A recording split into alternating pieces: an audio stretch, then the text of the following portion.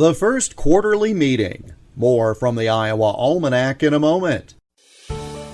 Broadcasting in Iowa is nearly 100 years old, and from the start, radio and television have had a tremendous impact on our lives. Making Waves, The People and Places of Iowa Broadcasting is the first and only book that tells the story of the industry in our state. From news and sports to children's shows and entertainment, it's all here. Get your copy of Making Waves today at totallyiowa.com. Iowa was originally part of the Michigan and Wisconsin territories, not developing its own identity until 1838.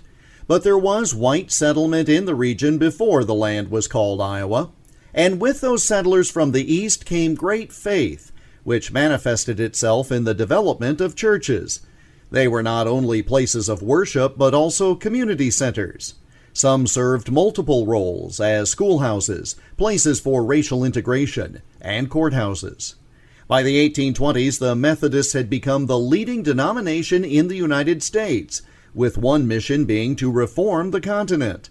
After the end of the Black Hawk War in 1833, Methodist pioneers began to move into these new lands of what is now the Midwest. The first Methodist and perhaps first Protestant sermon preached in Iowa was in a tavern in Dubuque in 1833. The first church in Iowa was a Methodist chapel, which was constructed in that same city in 1834 and was a great example of what we today would call multi-purpose facilities. The meeting that adopted the resolution to incorporate the town of Dubuque was held there in 1837. One of the church's charter members was a black woman.